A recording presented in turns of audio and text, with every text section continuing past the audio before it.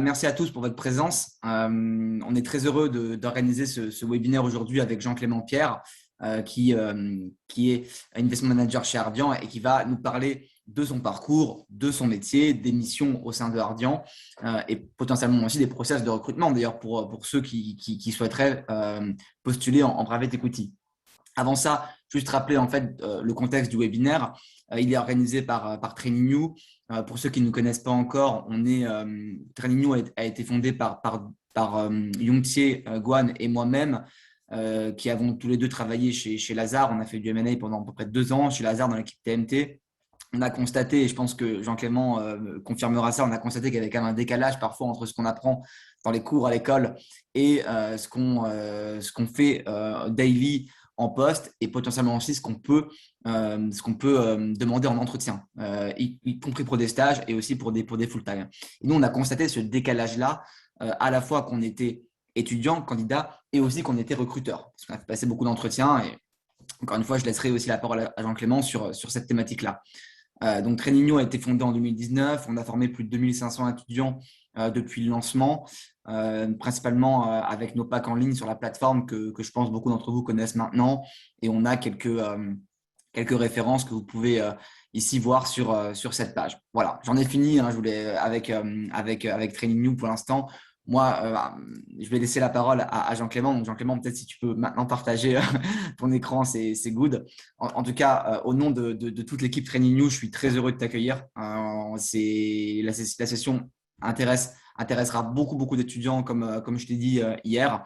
Donc, un grand merci pour ta disponibilité, pardon, pour ton temps et pour avoir accepté de faire ton retour d'expérience aux étudiants aujourd'hui. Allez, je te laisse la main.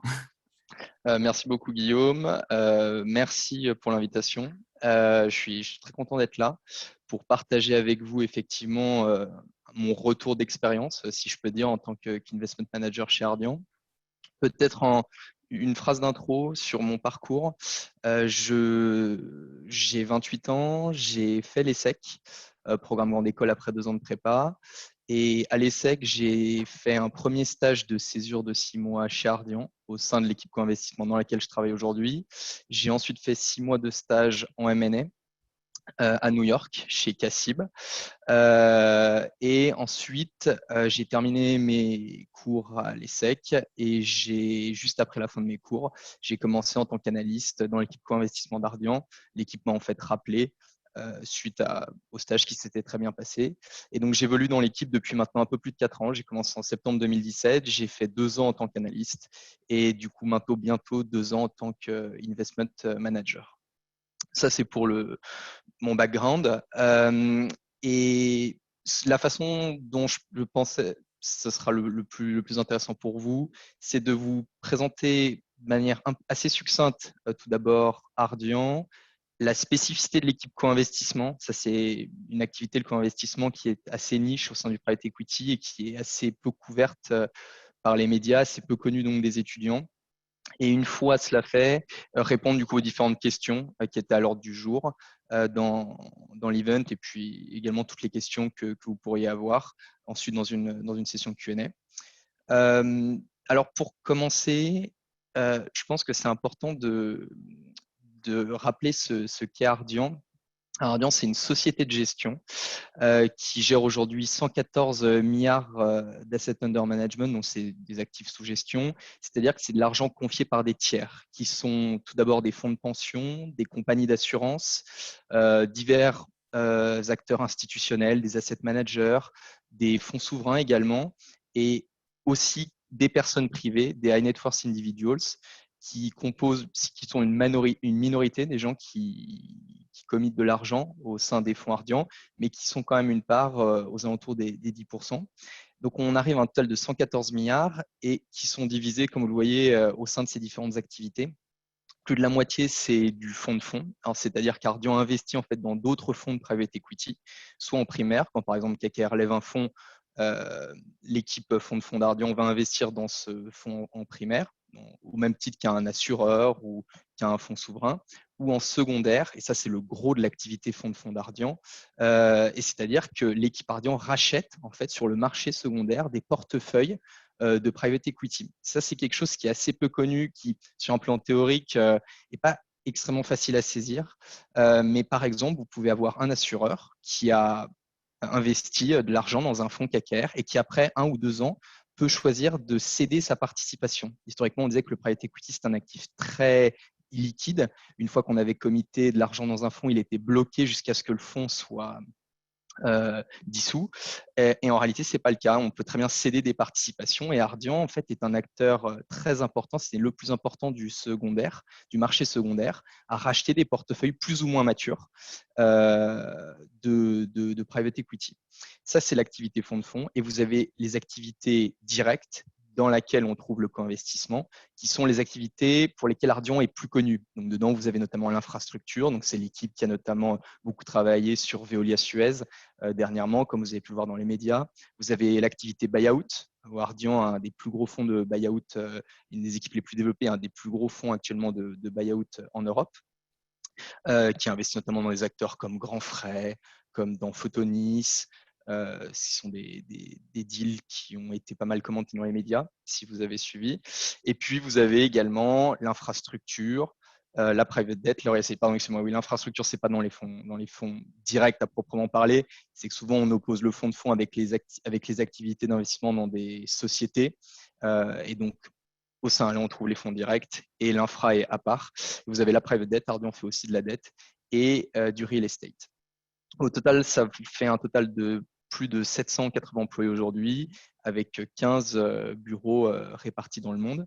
C'est une croissance assez exponentielle qu'a connue Ardian depuis sa fondation en 1996 par Dominique Sénéquier.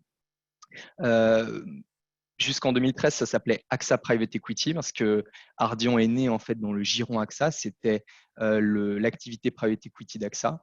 Et en 2013, le management d'AXA Private Equity à l'époque, avec Dominique Sénéquier en tête, a choisi de rendre la société indépendante. Donc le management a racheté une majorité du capital à AXA, a procédé à un LBO en fait sur la société, l'a renommée Ardian.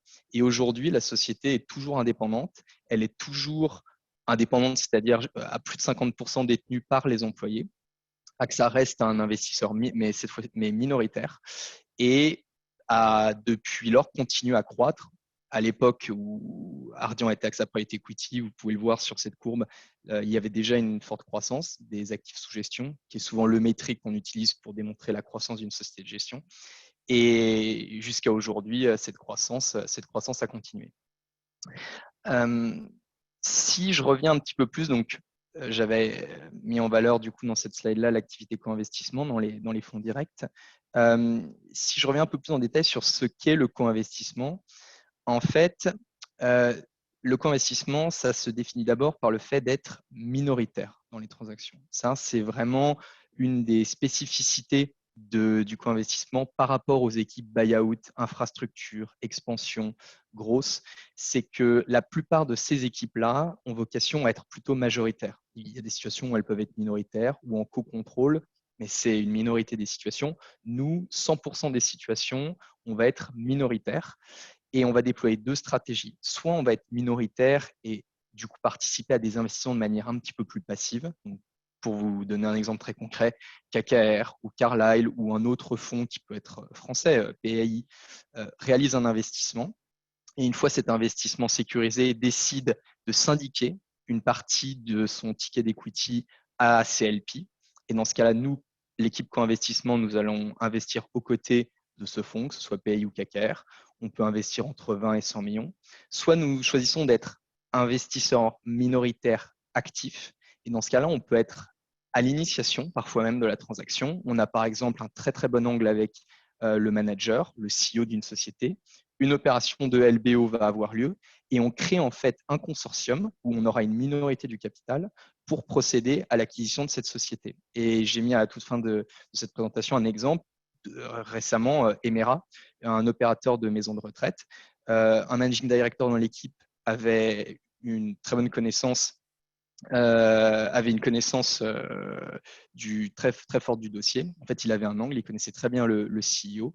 Et lorsque cette société a été vendue par son fondateur, en fait, on a mis en place un consortium avec Naxicap, qui est une société de gestion française de premier plan. Naxicap était le majoritaire dans ce consortium et on a procédé avec ce majoritaire à la transaction. Et dans ce cas-là, nos tickets d'equity sont souvent plus grands parce qu'on va procéder à l'intégralité de la due diligence avec le fonds majoritaire. Donc, ce sont les deux grandes typologies de transactions sur lesquelles on peut être amené à travailler. Quelques stats dans le bloc de gauche. L'équipe co-investissement, vous avez pu le voir dans la courbe ici, Sto existe depuis 2005. On finit de déployer la 5e génération de fonds qui fait aujourd'hui 2,3 milliards. On est en train de lever notre 6e génération de fonds.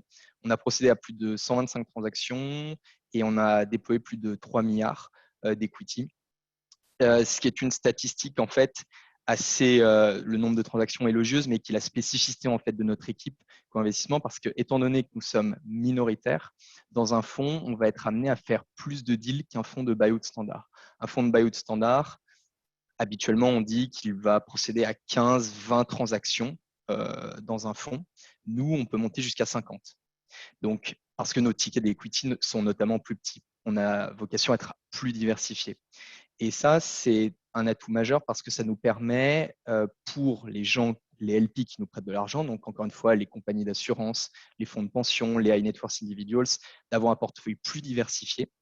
Si un investissement va mal, ce n'est que 1 sur 50, alors que dans un fonds de buyout, si vous en avez un qui va mal, s'il n'y a que 10 investissements dans le fonds, si c'est un investissement, une grosse pause pour le fonds, très rapidement, ça peut se faire ressentir sur la performance globale du fonds. On est plus diversifié et on a, en plus, en tant que professionnel d'investissement, une grande expérience en fait de diverses industries. On est au co-investissement, on est généraliste, on n'est pas spécialisé. Les seules choses qu'on ne fera pas, c'est les secteurs pour lesquels on n'a vraiment pas d'expertise, donc par exemple des secteurs technologiques très pointus. Donc là-dessus, on n'ira pas. Mais sinon, on peut regarder aussi bien de la pharma que du retail, que pourquoi pas de l'infrastructure, si jamais on trouve ça intéressant. Et donc, les MD, en fait, au sein de l'équipe, ont vu un nombre de situations et de deals extrêmement nombreux, ce qui confère une réelle expertise, en fait, et qui explique aussi en partie notre succès, parce que les LP, du coup, nous font particulièrement confiance pour mener à bien des transactions. Une slide simplement pour illustrer cette diversification qui est vraiment le maître mot de l'activité co-investissement, diversification qui est géographique. On a au co-investissement, nous sommes une équipe de 15-20 professionnels de l'investissement répartis aujourd'hui en Amérique du Nord et en Europe principalement. Et on commence tout juste à recruter en Asie pour développer une expertise Asie.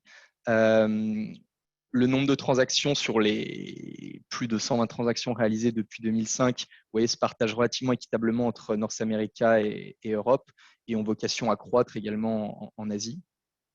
En termes de taille de société, on peut également voir des dossiers avec des tailles très différentes. Encore une fois, vu que nos tickets sont entre 20 et 100 millions, on peut très bien investir 20-30 millions dans des sociétés small cap que dans des sociétés très large cap. Les secteurs, encore une fois, on ne s'interdit aucun secteur du moment que la société est intéressante. Et par GP, ça c'est vraiment un aspect très très intéressant, c'est qu'on travaille avec l'intégralité des GP de premier plan, la quasi-intégralité. Quand, par exemple, vous, compagnie d'assurance, vous décidez de mettre de l'argent dans le fonds de co-investissement, vous savez que vous allez avoir une exposition à un petit peu de KKR, un petit peu d'equity, un petit peu de BC Partners, un petit peu de Carlyle Group, parce que dans notre fonds, qu'on va dire 50 transactions, on va en faire une avec BC Partners, une avec KKR, une avec equity. Et ça diversifie, donc vous avez une diversification géographique par taille d'entreprise, par secteur et par gérant, par GP. GP, c'est l'acronyme pour General Partner, qui sont du coup des gérants en fait de private equity, et on travaille avec la quasi-intégralité des gérants de premier plan. Pour revenir un tout petit peu en arrière, pourquoi est-ce qu'un KKR ou un Equity ou un Apax Partners nous invite lorsqu'ils ont un ticket d'equity à syndiquer ou lorsqu'ils forment un consortium pour racheter une société? C'est grâce à l'activité fonds de fonds d'Ardian. En grande partie. Alors, je vais donner le contre-exemple du MD qui avait sourcé le deal des maisons de retraite Emera parce qu'il avait une très bonne connaissance il connaissait très bien le CEO. Mais pour la plupart des deals passifs, donc la première catégorie de deals qu'on fait, euh, la plupart des deals viennent grâce aux relations qu'a Ardian Fonds de Fonds avec les GP. Donc, Ardian Fonds de Fonds, vous vous souvenez, je vous l'ai expliqué ici, investit en fait en primaire dans le bloc violet, c'est la première typologie d'investissement du fonds de fonds, investi en primaire au même titre qu'un assureur, qu'un fonds de pension, dans un fonds de KKR ou d'Apax ou un autre gérant. Et lorsque ce gérant a de l'equity à syndiquer, après avoir fait un deal, eh bien, contacte Ardian Fonds de Fonds primaire en tant que LP. Voulez-vous du coup participer à ce deal-là en direct? Et en fait, ce deal du coup nous revient. L'Ardian Fonds de Fonds ne participe pas du coup à la transaction, mais nous route en fait l'investissement pour que nous l'exécutions ou pas. La plupart des deals qu'on reçoit, on ne procède la statistique qu'à 7, on ne va juste au bout que de 7% des transactions qu'on reçoit. On est extrêmement sélectif. On reçoit énormément d'opportunités parce que vous imaginez bien que si à chaque fois qu'un gérant dans lesquels on est en primaire réalise une transaction qui a de l'écoutier syndiqué et propose à Ardian, on a un deal flow extrêmement riche et on est très sélectif. Et donc, ça fait une statistique, on est aux alentours des 7-8% des transactions qui vont au bout. Et ça fait la transition avec la slide suivante. Lorsqu'on reçoit une transaction d'un de ses gérants, KKR Equity ou autre, qu'est-ce qu'on regarde? La première, la qualité du sponsor. Est-ce que ce sponsor connaît l'industrie dans laquelle il est en train d'investir? Quel est son track record? La qualité de l'équipe de management. Ça, c'est quelque chose d'absolument clé et que vous retrouverez pour le coup au sein de toutes les équipes Ardian. La qualité du CEO et la qualité des managers qui l'entourent. Évidemment, les dynamiques de l'industrie en croissance. Est-ce que quid de la résilience? Une question maintenant qu'on ne se posait évidemment pas avant, mais comment l'industrie a résisté au Covid et est-ce qu'il y a des changements structurels post-crise Covid? On n'investirait plus aujourd'hui dans l'hôtellerie comme on aurait pu le faire en début 2019. Et puis, on s'interroge également sur le positionnement compétitif de la société et les axes de création de valeur de cette société à horizon 5 ans. C'est des éléments sur entre le numéro 2 et le numéro 5 que vous allez retrouver au sein de toutes les équipes Ardian direct et infrastructure. Et c'est pour vous montrer que ce qui s'ajoute vraiment ce qu'on ajoute vraiment nous à notre analyse, c'est vraiment la qualité du sponsor. Parce que, encore une fois, ce sponsor sera toujours lui majoritaire, nous, étant donné que nous sommes tout le temps minoritaires. Donc, c'est absolument clé d'avoir de la confiance dans la capacité du gérant à exécuter sa thèse d'investissement et il l'exécutera, nous, on pense, si évidemment il la connaît très bien et qu'il l'a prouvé par le passé. Si un gérant a un très bon track, par exemple, uniquement en retail, fait pour la première fois de son histoire un deal pharma et nous propose un gros ticket dans ce deal pharma, même si la plupart des signaux sont ouverts, on aura quand même du mal à se convaincre que c'est le bon GP, le bon gérant pour ce deal. Après, il faudrait voir plus en détail, c'est un exemple assez abstrait, mais c'est pour vous dire que c'est vraiment le critère numéro 1 d'analyse chez nous. Le process d'investissement, ce qui est la particularité, la spécificité de notre équipe, c'est qu'on va être souvent sur des timings courts. Alors, là, je parle vraiment du premier bloc, les investissements passifs, parce que les investissements actifs, ça va être, la timeline ne sera pas celle que vous voyez là, mais nous, on peut être invité, on peut devoir décider d'investir en 3-4 semaines, plutôt 4 semaines que 3. Donc, il faut être capable de très vite synthétiser tous les docs qu'on reçoit, toutes les due deals faites par le fonds, faire nos propres due deals, prendre connaissance de la société, des produits qu'elle vend, ses avantages compétitifs, des éventuelles faiblesses, pour ensuite passer en comité d'investissement et ensuite être aux côtés du fonds Majo pendant la période de détention et faire notre monitoring. Mais ce qui fait vraiment la spécificité, ça peut être les timings courts au moment de la due deal.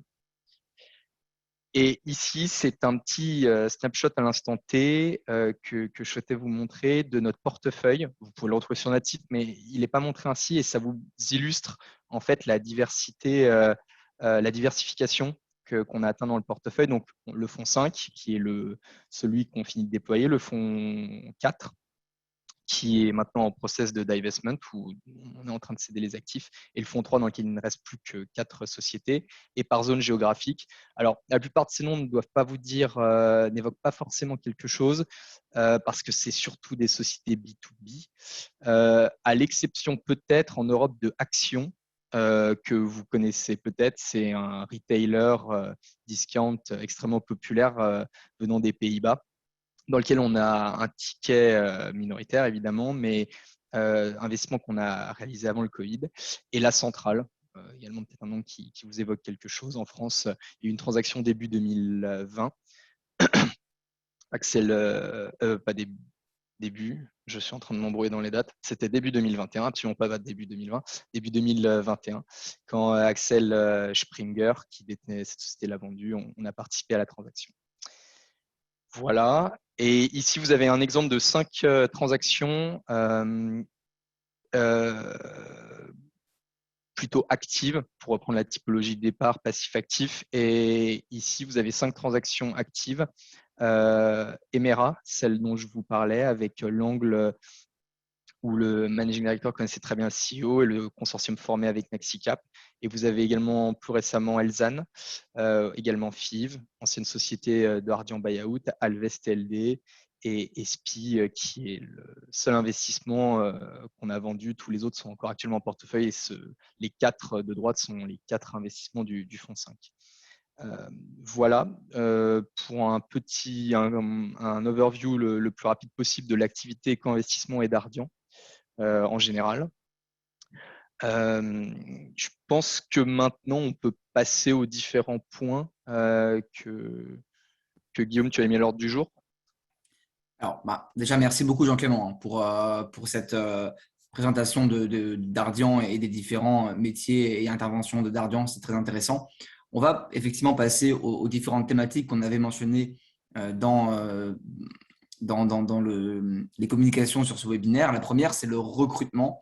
Ça intéresse beaucoup d'étudiants qui participent au webinaire.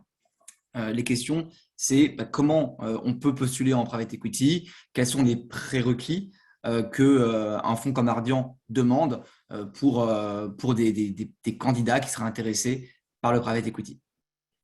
Absolument. Alors, pour postuler, je distinguerais les 2 situations selon que vous recherchiez un stage, parce qu'on a très souvent la question sur les forums d'école. Selon que vous recherchiez un stage ou selon que vous recherchiez un CDI. Les approches ne sont pas les mêmes. Si vous recherchez un stage, ce sont les façons assez classiques de postuler. Vous pouvez évidemment déposer votre CV aux adresses génériques ATRH d'une société que vous trouvez sur les sites internet.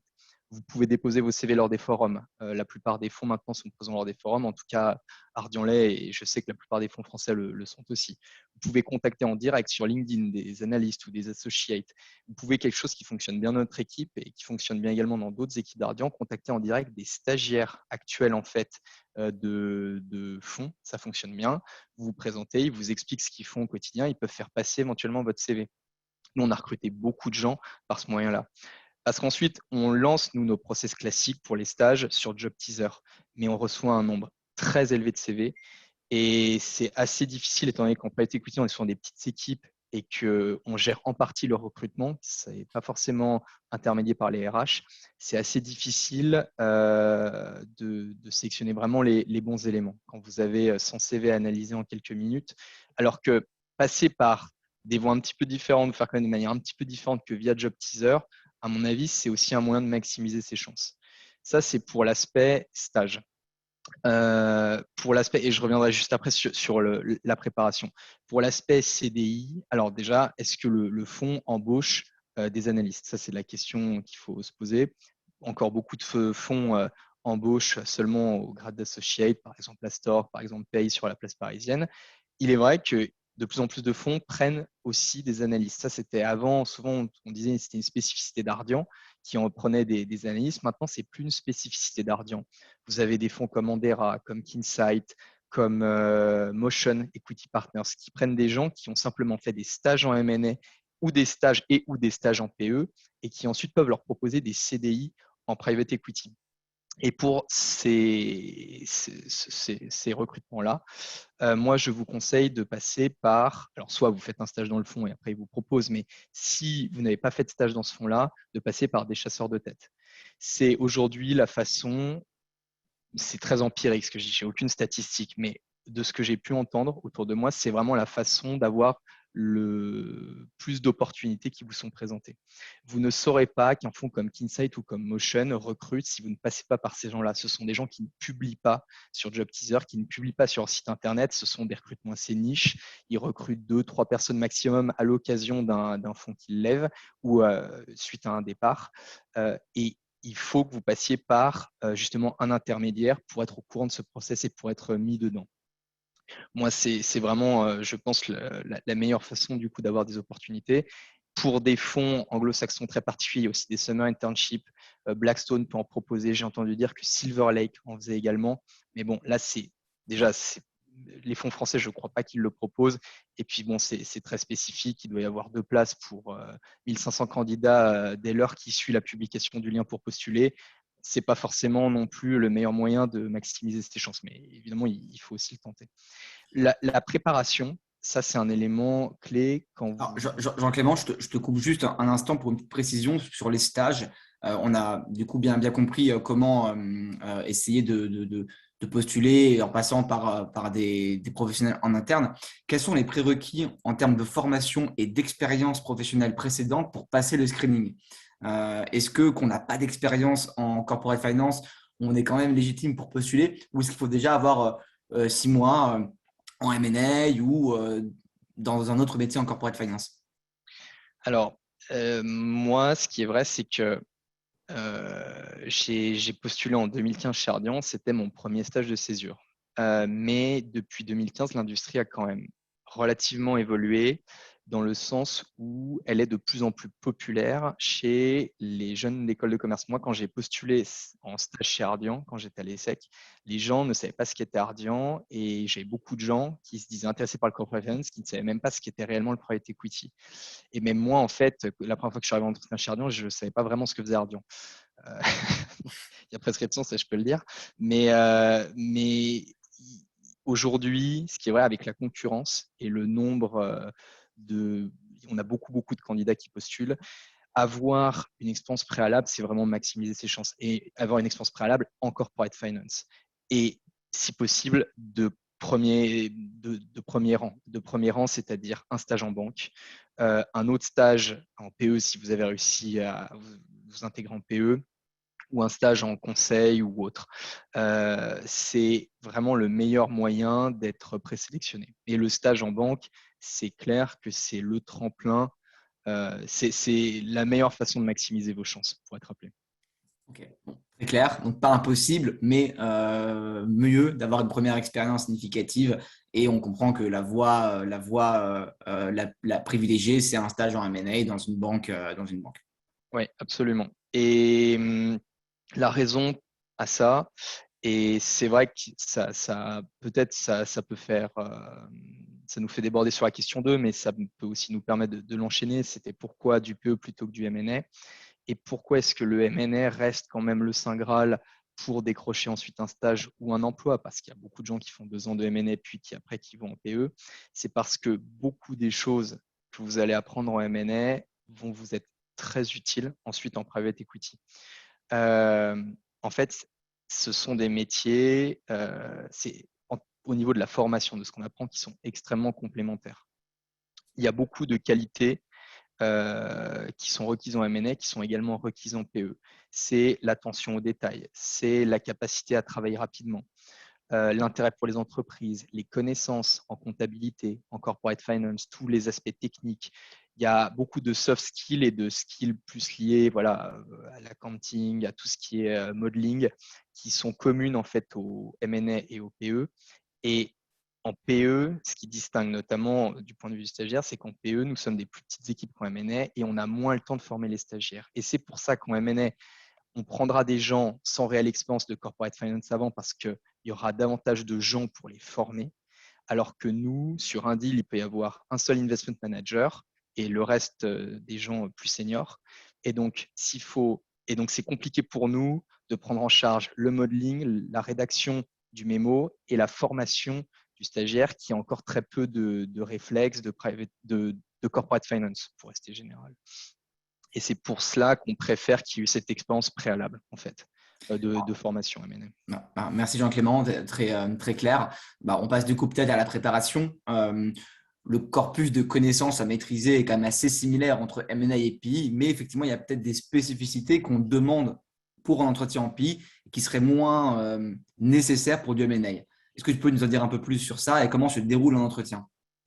Oui, alors sur les parties communes, et après ce qui diffère, les parties communes, on va tester tout le temps.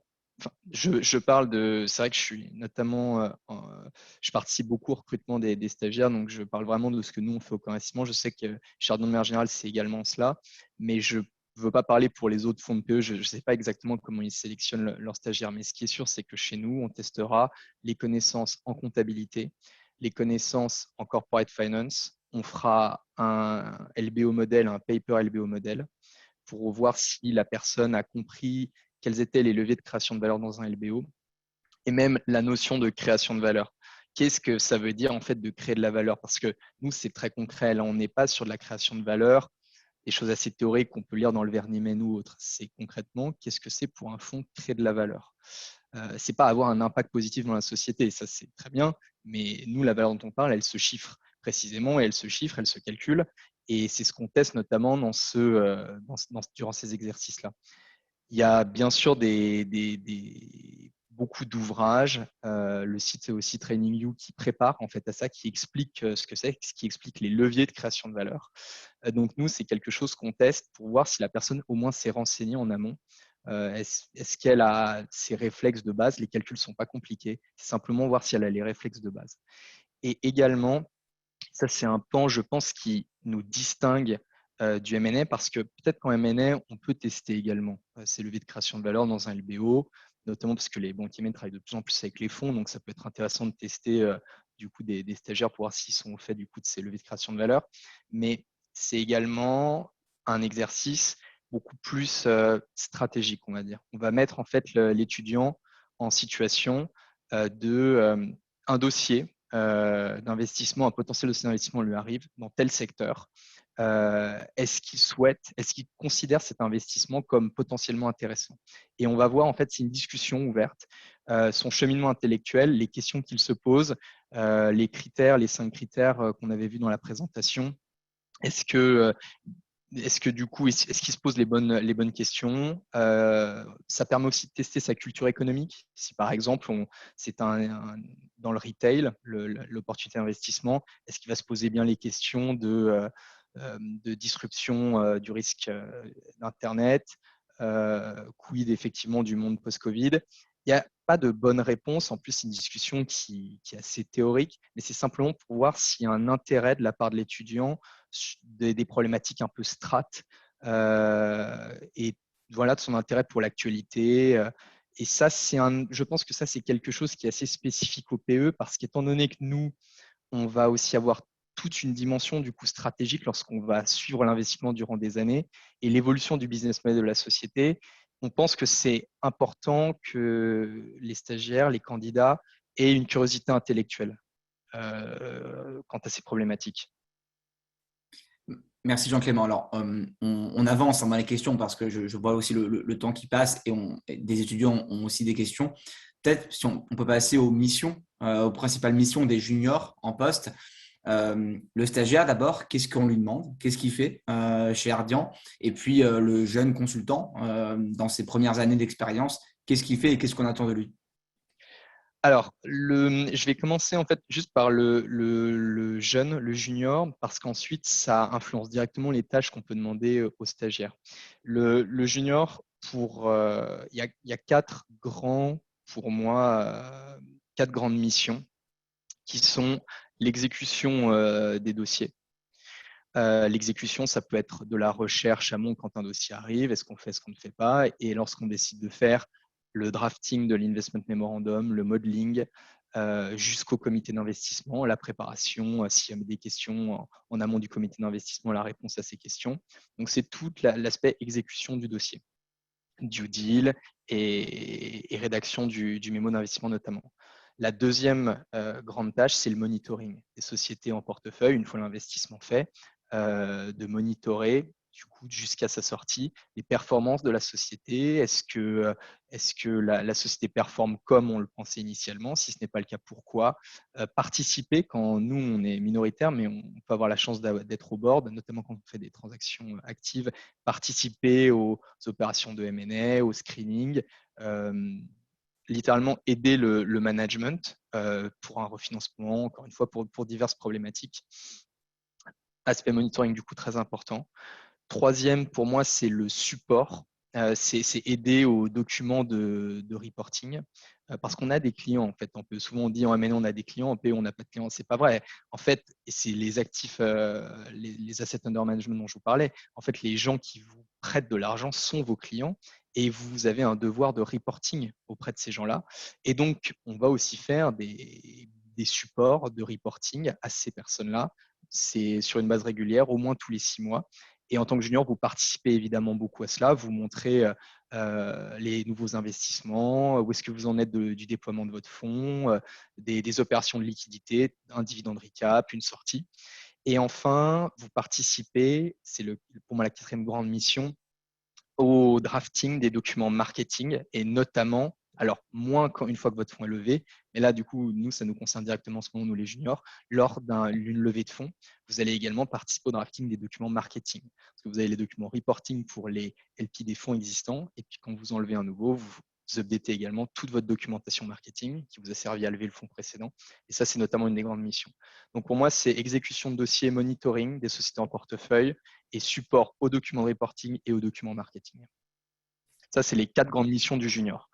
Et le stagiaire, et ça, c'est du coup à la suite presque mécanique, le stagiaire, il peut aider sur l'intégralité de ces tâches-là. Pourquoi? Parce que, encore une fois, en private equity, on est des plus petites équipes qu'en M&A.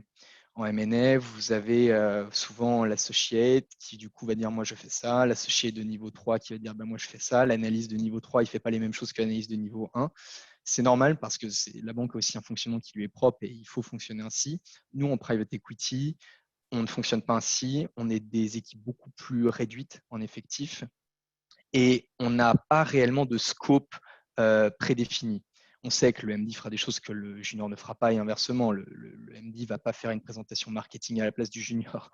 Mais sur les différentes missions du junior que je vous ai indiquées, il peut avoir besoin d'aide et dans ce cas-là, il va se tourner vers le stagiaire. Et le stagiaire, selon son niveau, selon ses expériences passées, il peut participer à l'intégralité du process d'investissement. Il peut participer au modeling, il peut participer au drafting des investment memorandums. Il participera beaucoup aux recherches de due diligence. Il participera également beaucoup à la rédaction des documents de reporting, aux documents marketing. Et il peut également participer au monitoring. Si par exemple on est dans une société au board, il y aurait du M&A dans telle ou telle région, le manager sera intéressé pour savoir si nous, on a fait un screening des différentes targets potentielles. Et bien, le stagiaire il peut être directement mis sur cette tâche-là et aider avec l'investment manager à établir une liste pour le CEO qui l'a demandé.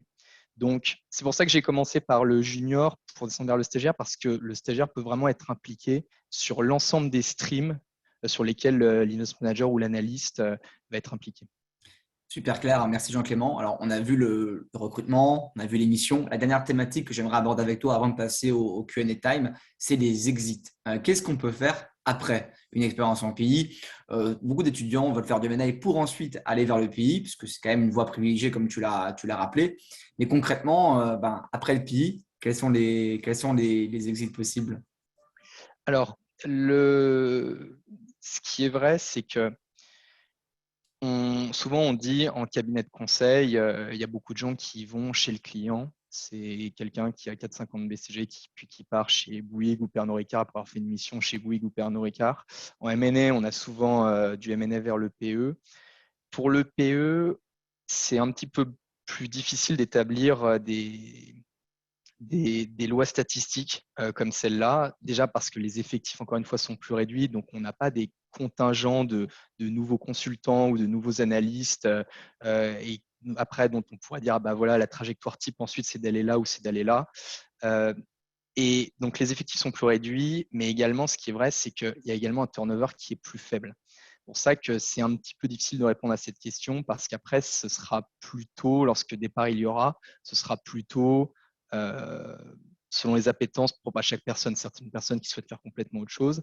Mais ce qui est vrai, il faut établir une loi, c'est que souvent les gens, une fois qu'ils sont en private equity, ils souhaitent y rester. Et donc, ce à quoi on assiste, c'est plutôt lorsque quelqu'un part d'une équipe, d'une société de gestion, c'est pour aller en rejoindre une autre.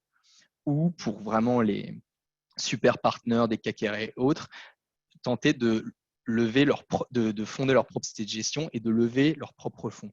Ça, c'est quelque chose qui est assez courant des anciens partenaires un peu stars de KKR, PAI ou autres qui décident de fonder leur propre société de gestion et qui réussissent bien souvent grâce à leur réseau, grâce à toute leur expérience passée. Donc, ce serait moi si finalement, est-ce que du coup il y a une exit OP, une fois qu'on met le pied dedans, on n'en sort pas. C'est vrai que beaucoup de gens souhaitent vraiment y rester, même après être parti d'une société de gestion de données. Et c'est pas très surprenant dans la mesure où ce métier, bien souvent, et c'est vrai que c'est assez rare quand je parle à des gens qui ne sont pas dans le private equity, c'est rare d'avoir des gens qui me disent mon boulot est passionnant. Vous en avez évidemment, fort heureusement, mais en PE, c'est quelque chose qui revient extrêmement souvent. La plupart des MD, la quasi-totalité des MD, en tout cas là, chez Ardian, vous disent mon métier est passionnant. Et donc, en fait, ce sont des gens qui n'ont pas envie de faire autre chose, qui ont envie de continuer. Et c'est vrai que c'est un métier, moi, je trouve personnellement, qui est passionnant parce que intellectuellement, vous voyez un nombre d'industries extrêmement variées.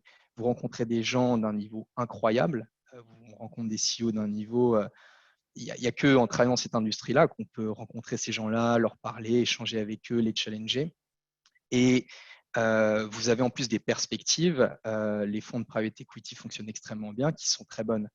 Donc, vous avez un ensemble de facteurs qui font qu'aujourd'hui, on a la quasi-totalité des gens préfèrent rester que partir. Donc, je suis désolé, j'ai esquivé un peu la question parce que je n'ai pas du coup d'exit route, mais c'est dur aujourd'hui de dire les gens en PE partent pour faire cela. J'aurais du mal à le dire. C'est une très bonne réponse et elle convient parfaitement. On a compris que tu allais rester un peu chez Ardian et que finalement la vie chez Ardian était géniale.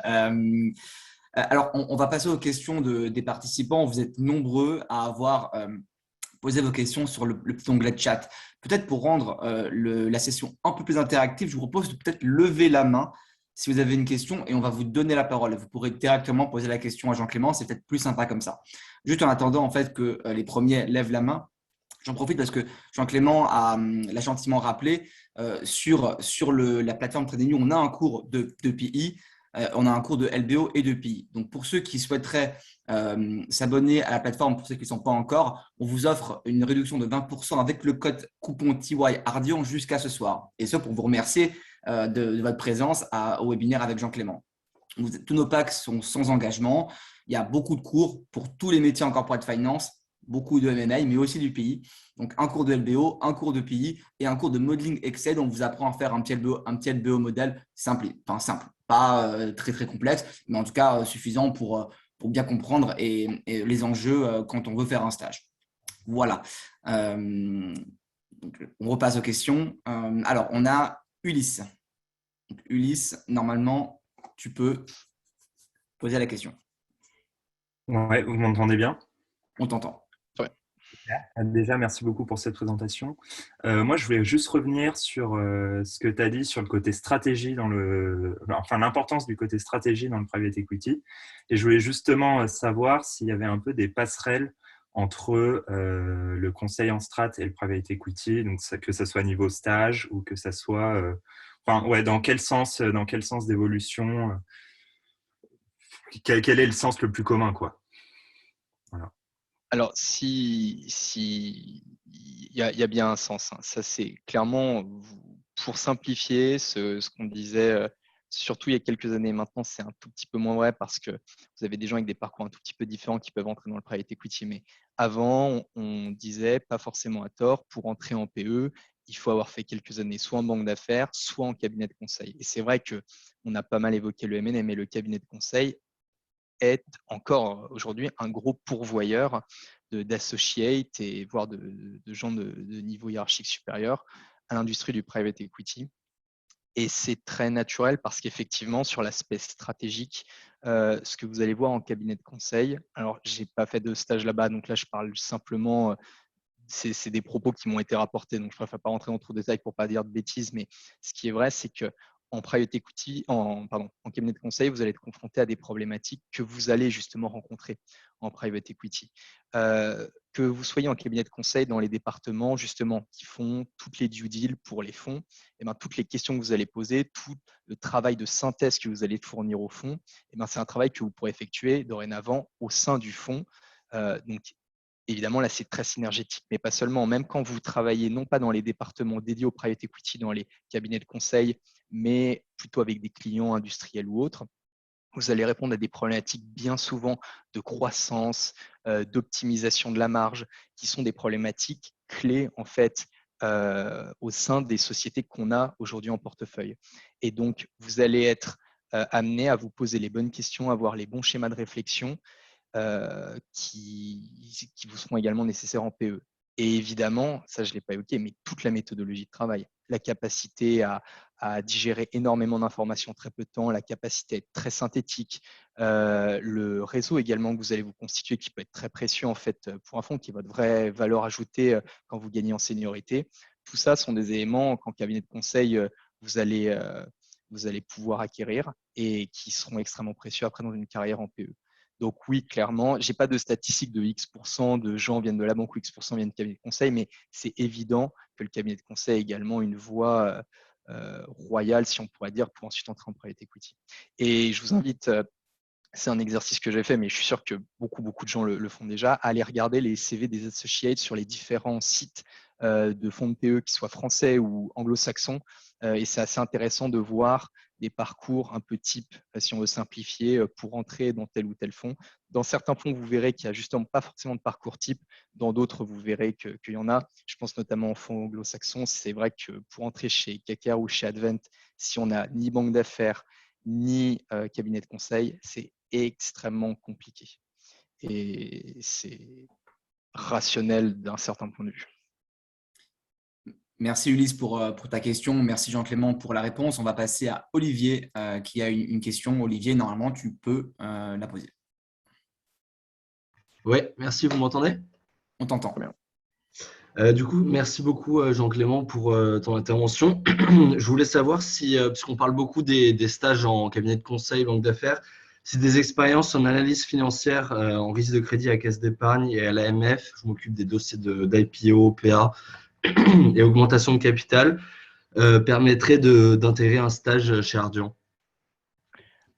Alors, il n'y a aucune expérience, on va dire, qui n'est pas suffisante. En fait, disons qu'effectivement, il y a une voie royale, mais à l'inverse, on ne va jamais se dire « Ah non, il n'a fait que ça ». Ce qui est vrai, c'est que tu as sûrement dû être confronté à des problématiques auxquelles nous, on peut aussi être confrontés. Tu vas avoir un bagage technique qui te sera très précieux lors des entretiens au moment des questions techniques. Donc, la réponse, évidemment, tu peux décrocher un stage avec ton expérience. Ce dont il faut que tu sois, là où il faut que tu sois bien préparé, c'est qu'on ne testera pas que les éléments techniques que tu as pu avoir dans ton stage, mais comme je l'évoquais, on testera aussi les connaissances techniques assez spécifiques au LBO, les fameux leviers de création de valeur, et également tout l'aspect stratégique, qui sont des éléments que tu as peut-être un petit peu moins vus. Du moment que tu es préparé également sur ces éléments-là, il n'y a pas de raison que l'entretien se passe pas bien et donc que tu intègres en stage. Ce qui est vrai, c'est qu'on demandera toujours au moins une expérience professionnelle passée, de façon à ce que la personne ait quand même les réflexes professionnels de base.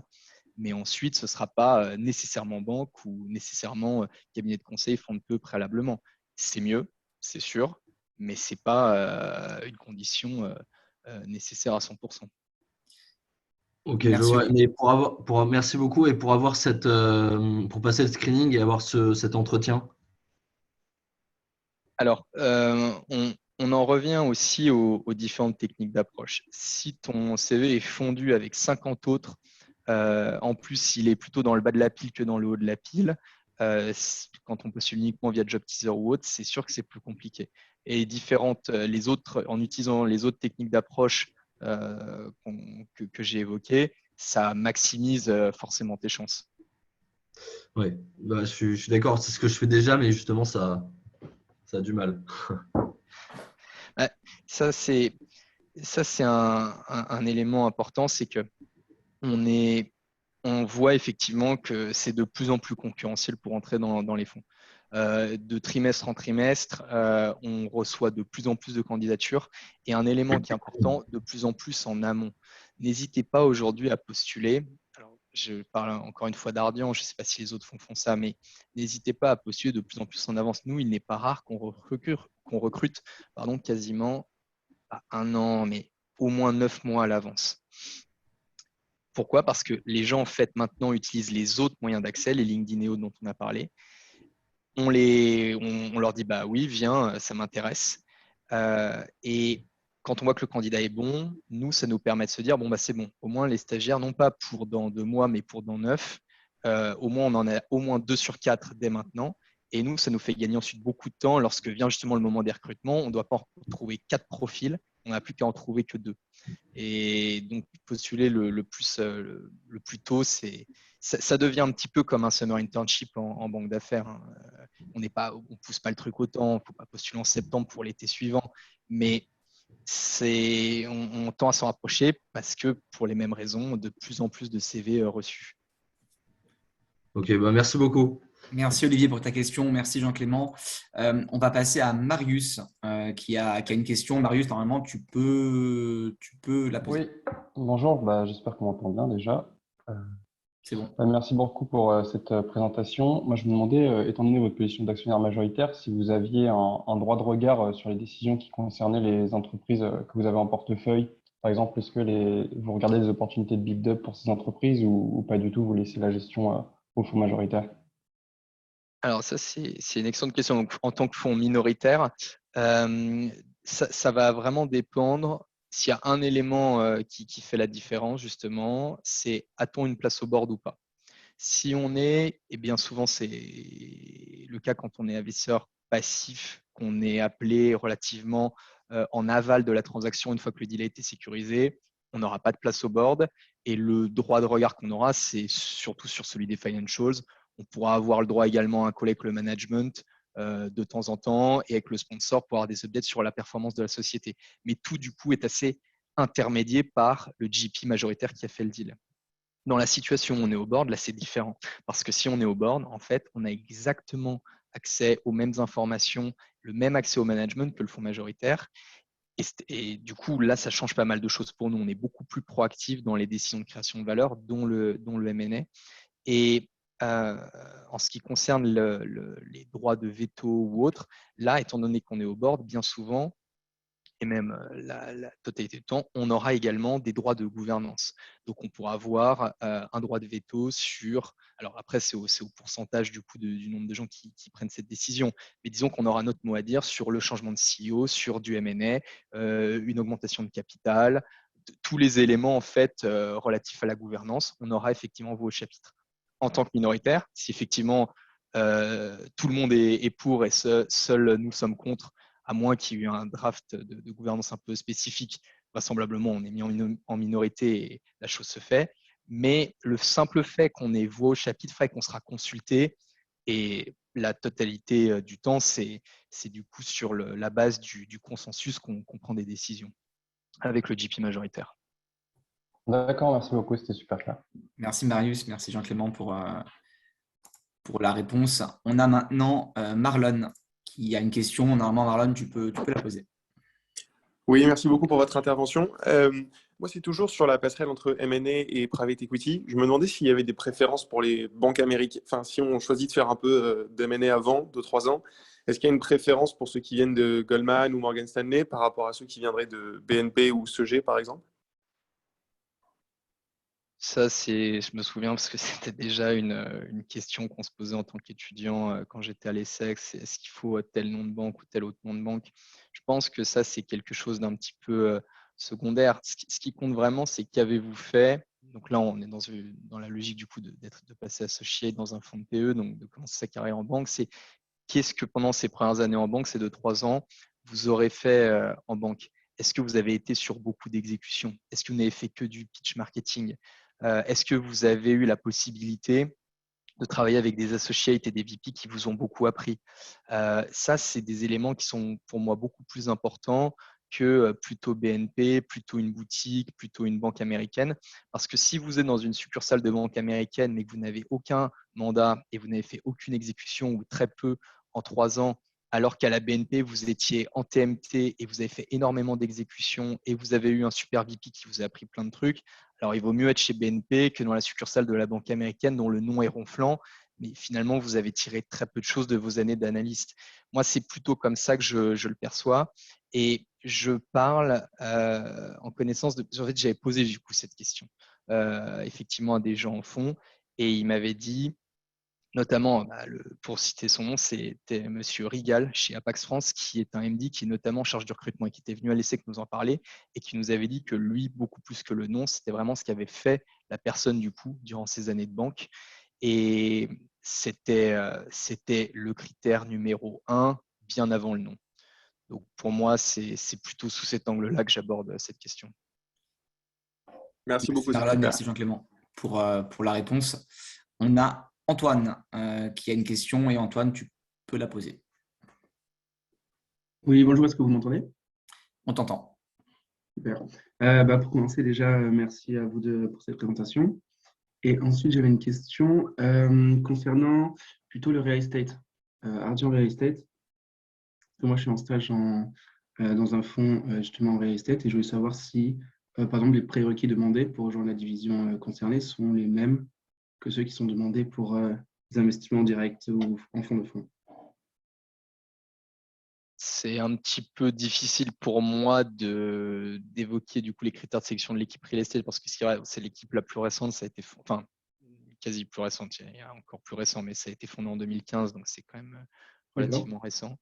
Et je pense que les critères sont quand même globalement les mêmes. Si on a une expérience real estate passée, une expérience en banque d'affaires, ça devrait vraisemblablement les intéresser. Je ne vois pas pourquoi les critères différeraient beaucoup en fait de ceux des équipes directes. En fait, je le vois plutôt sous cet angle-là. En fait, quel serait le rationnel à demander à d'autres des expériences relativement significativement différentes? Et le real estate, est-ce que ce serait quand vous achetez en fait quand vous êtes dans l'acquisition d'actifs, est-ce que vous achetez des entreprises en real estate ou vous achetez directement un actif immobilier? Alors, de ce que je crois connaître de leur portefeuille, pour moi, c'est du bureau, hein. On est vraiment sur de l'immeuble et on n'est pas sur de la société. Pour moi, on est sur de l'immeuble qui est ensuite travaillé de façon au moment de la revente, quelques années après, avoir une plus-value substantielle. Mais on est du coup sur uniquement, je parle de travaux et pour moi, on est vraiment sur de l'immeuble. D'accord. Et est-ce que tu as des informations par rapport à la partie asset management? Vous le gérez du coup ou vous le sous-traitez? En real estate, bien sûr.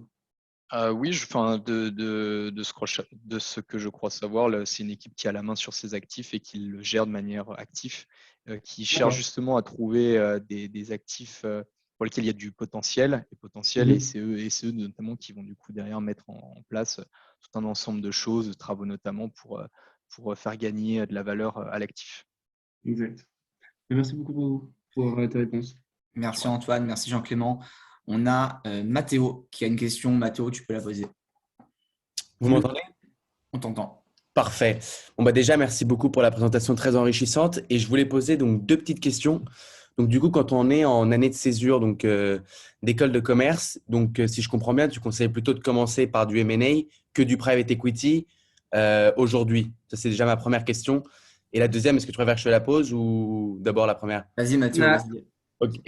Et la deuxième, du coup, c'est justement, est-ce que quand on commence dans un fonds de private equity real estate, est-ce que c'est valorisé pour revenir, pour faire plutôt le métier que tu fais toi, ou alors pas du tout, ça n'a rien à voir et et avoir fait du private equity en real estate est un métier complètement différent?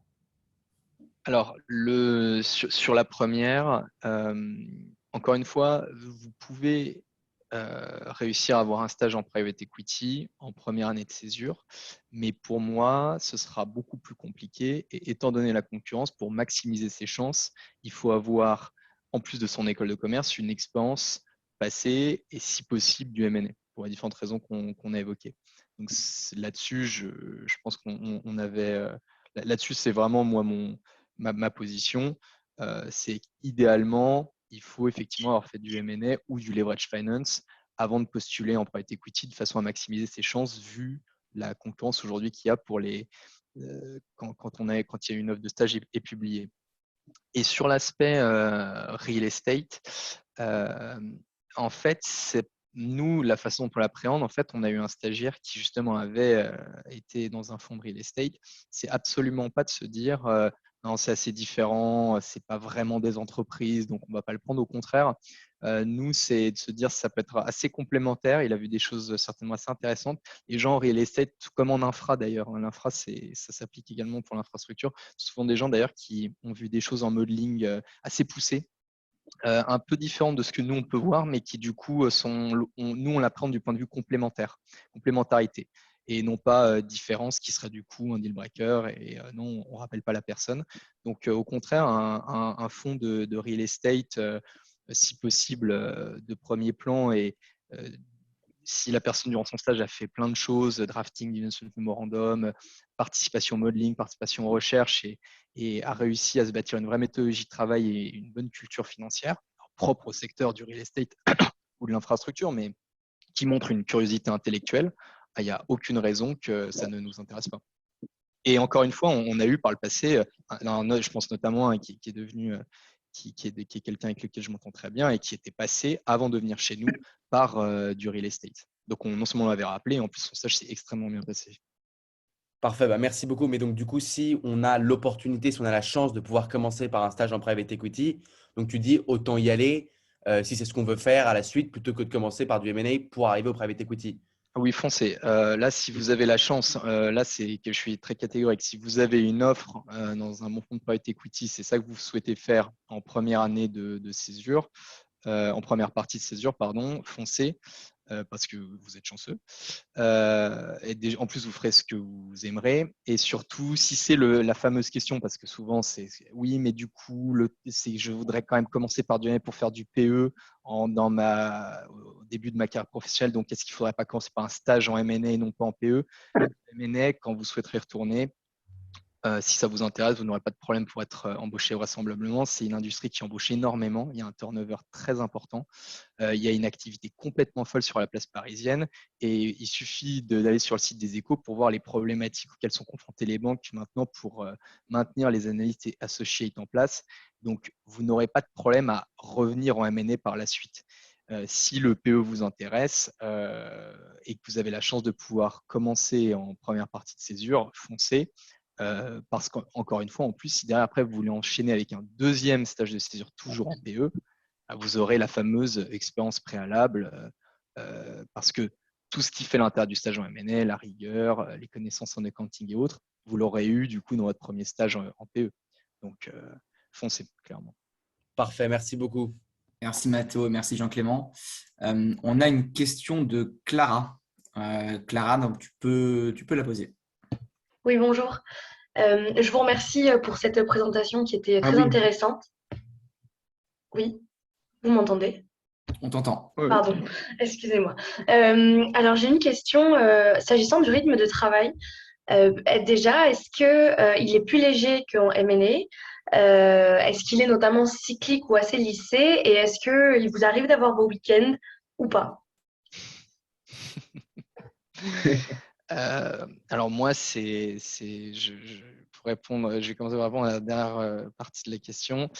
Si je n'avais jamais mes week-ends, je ne serais pas en train de vous parler là parce que je ne conçois pas qu'on puisse être épanoui quand on a 2 semaines de vacances par an et que l'intégralité des autres jours dans l'année sont passés au travail jusqu'à 4 heures du matin. Je sais que certaines personnes arrive à tenir ce rythme-là pendant 2-3 ans. Moi, je n'y arriverai pas à 3 semaines.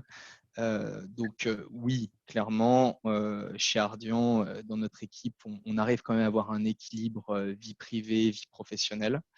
C'est quelque chose d'ailleurs chez Ardian auquel les ressources humaines et toute une culture d'entreprise autour de ça l'entreprise est assez attachée, que les jeunes collaborateurs puissent avoir un équilibre vie pro, vie perso.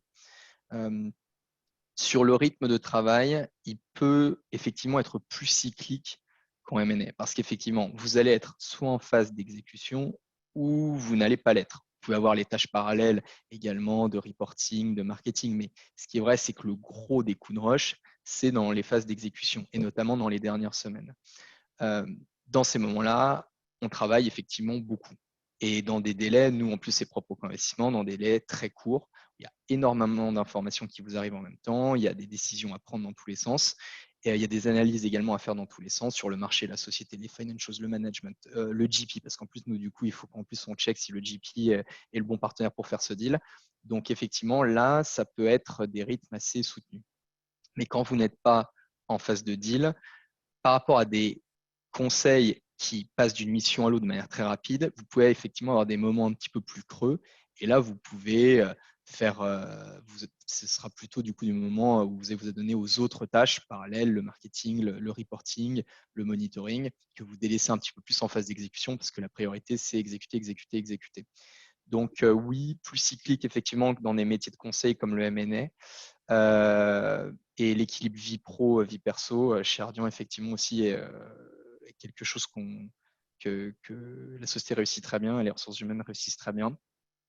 Il y a d'autres fonds où effectivement, par contre, ce sera plus compliqué, qui sont souvent d'ailleurs des fonds anglo-saxons qui ont des succursales à Paris, qui imposent des rythmes assez effrénés. Là, c'est plutôt, il faut regarder, en fait, c'est au cas par cas. C'est quelle est la politique de tel fonds et voir si ça peut vous convenir.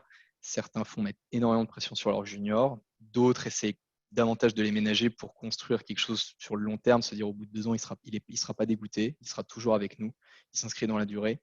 Mais là, il faut regarder au cas par cas. En tout cas, chez Ardian, c'est aussi pour ça qu'il y a très peu de turnover et que les jeunes restent aussi longtemps. C'est qu'il y a notamment cet équilibre. Et donc, en plus de voir toutes ces choses hyper intéressantes, vous pouvez faire autre chose que travailler.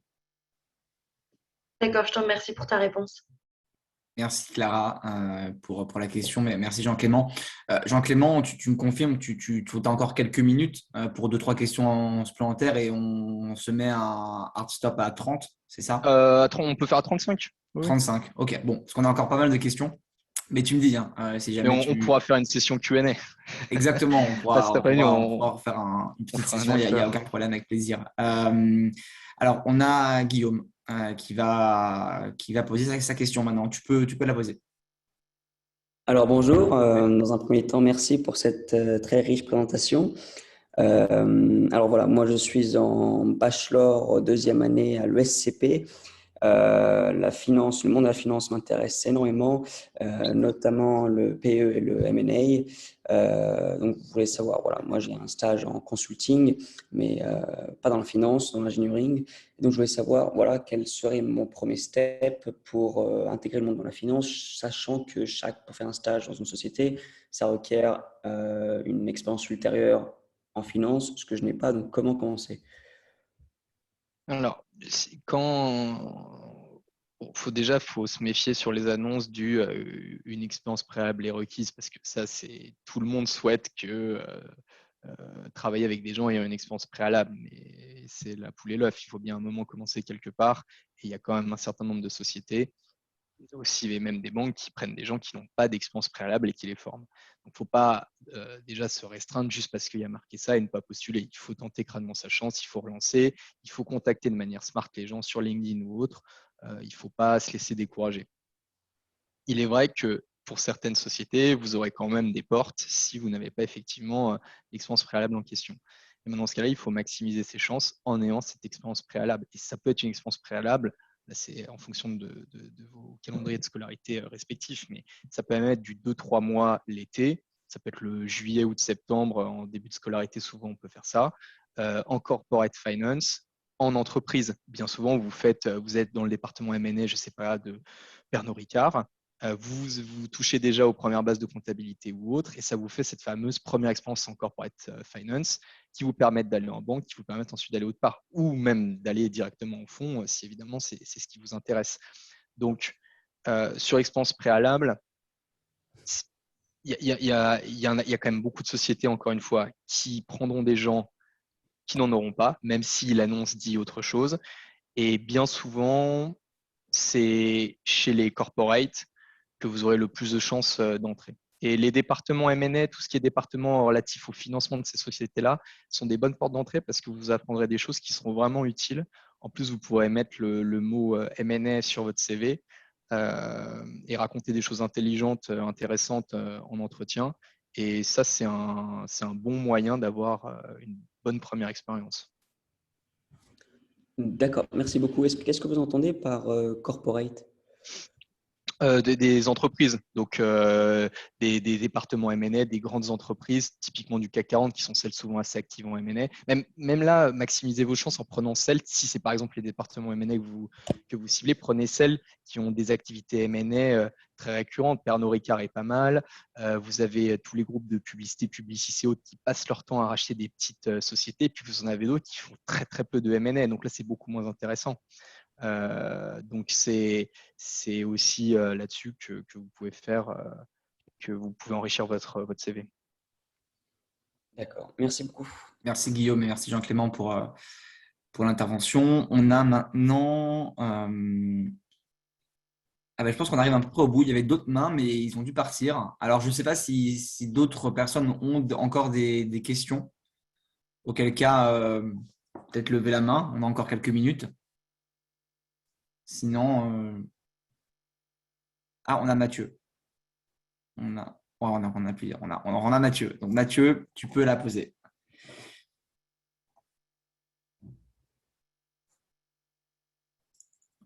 Oui, bonjour. Vous m'entendez bien? On t'entend. Très bien. Alors, merci déjà dans un premier temps pour toutes ces informations et ces conseils.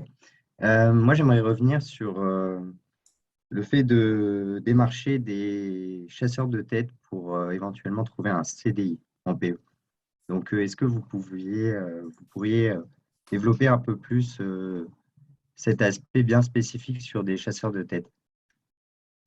Oui. Alors, c'est quelque chose qui a un petit peu explosé avec ces dernières années parce que vous avez de plus en plus de first-time funds, en fait des fonds qui lèvent leur premier fonds, qui se lèvent et qui cherchent notamment des analystes, et également les fonds installés de la place qui peuvent élargir leur scope de recrutement, qui vont du coup travailler main dans la main avec ces intermédiaires, ces chasseurs de tête, pour trouver des jeunes diplômés. Et les chasseurs de tête vont être en fait en tâche de faire le premier screening et puis ensuite de mettre en relation le candidat avec le fonds. Et vous avez des chasseurs de tête assez installés sur la place parisienne. Vous avez Early Stage, vous avez LV10 Conseil, vous en avez d'autres qui ont des mandats, ou plus que des… Bon, je ne sais pas si c'est exactement des mandats le terme, mais qui en tout cas sont au fait que tel ou tel fonds recherche des analystes et qui du coup mettent en relation le candidat qui recherche un CDI en fonds avec la société de gestion qui est en train de recruter. Voilà, c'est comme cela que ça fonctionne, et vous avez de plus en plus de personnes qui passent par ces intermédiaires. Et la façon dont ils se rémunèrent, c'est sur un pourcentage de la rémunération que le fonds va verser ensuite à la personne embauchée. D'accord, merci. Donc, c'est vraiment des sociétés externes qui sont appelées pour démarcher des candidats. Ah oui, complètement. Oui, c'est des Ok. sociétés, oui, c'est vraiment des intermédiaires qui n'ont rien à voir, qui n'ont pas de lien avec la société de gestion. D'accord. Et donc, pour rentrer en contact avec ces personnes spécifiques, est-ce que vous avez des conseils? Est-ce que ce serait de la même manière que de rentrer en communication sur LinkedIn avec les opérationnels en interne? Ou alors, est-ce qu'il y a d'autres voies plus spécifiques pour aborder le chasseur de tête? Je pense, alors là, c'est vraiment, j'enfonce vraiment des portes ouvertes, hein, mais il faut aller sur le site de chacun et voir effectivement Ok. ce qu'il vous préconise de faire. Mais par contre, ça, c'est aussi une règle d'or. Rentrer en contact direct sur LinkedIn ne peut pas vous jouer des tours. Vous n'avez rien à perdre à tenter un contact direct sur LinkedIn. Au pire, vous prenez un immense vent, un Oui, vu, ou totalement. voire même pas un vu, il n'a même pas ouvert votre message, mais ça se limitera à ça. Et puis, si de toute façon, il n'a pas regardé votre message, il ne se souviendra pas de votre nom, donc ça ne vous grille pas. Vous pouvez postuler ensuite d'une autre manière. Mais tenter vraiment de démarcher en direct, c'est quand même vraiment un moyen de maximiser vos chances d'attirer l'attention et d'engager une discussion. Peut-être que du coup, tu vois, tu démarches en direct, ça n'aboutit pas, la personne te dit, bah, je sais pas, on n'a pas de mandat ou tu n'as pas le CV, mais au moins ça engage une discussion, elle peut t'amener du coup, ah bah ok, il faut que je fasse ça, ou contacter telle personne, ou revenir dans 6 mois, et tu construis comme ça une intelligence, une dynamique euh, que tu n'aurais pas eu si tu t'étais contenté de postuler une adresse générique sur le site internet. Bien sûr, d'accord. Merci Mathieu, merci Jean-Clément. Bon, on a encore plusieurs mains levées. On a 3 minutes. Peut-être la dernière question. Par ordre, c'est Nikolai. Donc, Nikolai, tu peux poser la question.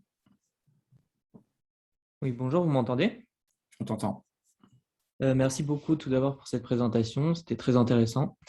Et moi, j'avais une question, si je me mettais dans l'optique de rentrer dans un fonds après quelques années d'expérience, je me demandais si c'était une expérience utile que de faire du TS, Transaction Services, ou alors c'était très compliqué après ça.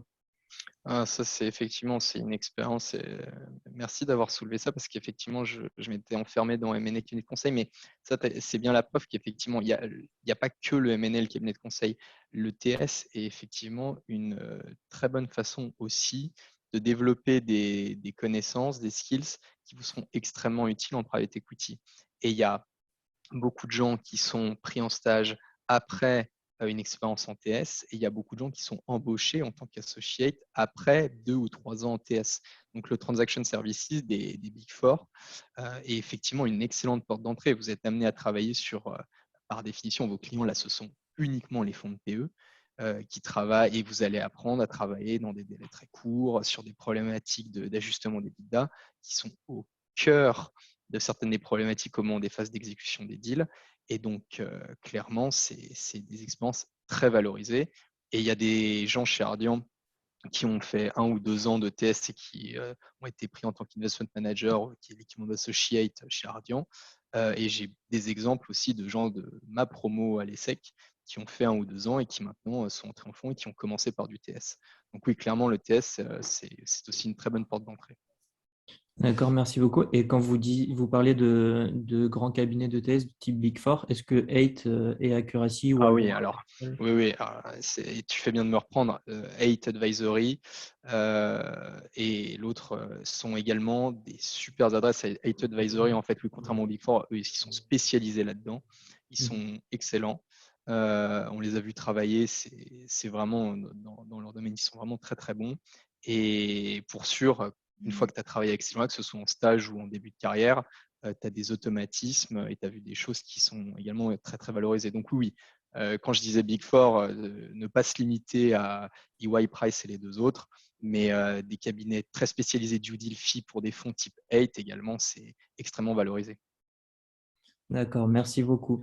Et juste si j'ai le temps pour une question rapide, ça serait pour demander si c'était nécessaire d'avoir fait un stage quand même pour peut-être plusieurs années plus tard essayer de réintégrer le fonds ou c'est possible même sans stage en PE et juste une expérience en TS ou M&A d'intégrer le fonds. Non, c'est évidemment possible sans stage préalable. Ce serait un peu cruel de dire vous avez le CV parfait, mais il aurait fallu faire un stage il y a 3 ans et demi dans notre fonds pour que vous nous intéressiez véritablement. Vous pouvez évidemment postuler en PE après 2-3 ans sans avoir eu de stage préalable, mais en avoir un, ça vous permet d'avoir la petite phrase d'intro en entretien. Ça m'avait tellement intéressé à l'époque où j'étais étudiant et où j'ai travaillé dans un fonds. Mais c'est absolument pas un prérequis. Si vous avez, encore une fois, vu plein de choses en M&A, en conseil, en TS, mais que vous souhaitez après passer du côté buy-side, il n'y a aucun souci si vous n'avez jamais fait que du M&A, du conseil ou du TS préalablement. Merci beaucoup. Merci beaucoup Nicolas et merci beaucoup Jean-Clément. On va s'arrêter là pour les questions. Pour ceux qui souhaitent préparer des entretiens en private equity ou plus largement en corporate finance, n'hésitez pas à aller sur la plateforme en utilisant TY Ardian jusqu'à ce soir.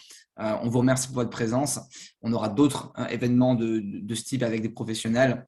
Et surtout, je remercie encore une fois chaleureusement et sincèrement Jean-Clément pour le retour d'expérience passionnant et pour ton temps. Vraiment, c'était super intéressant et merci de l'avoir consacré à nous et aux étudiants aujourd'hui. Je t'en prie, Guillaume. Un grand plaisir. Bonne journée à tous. Bonne journée.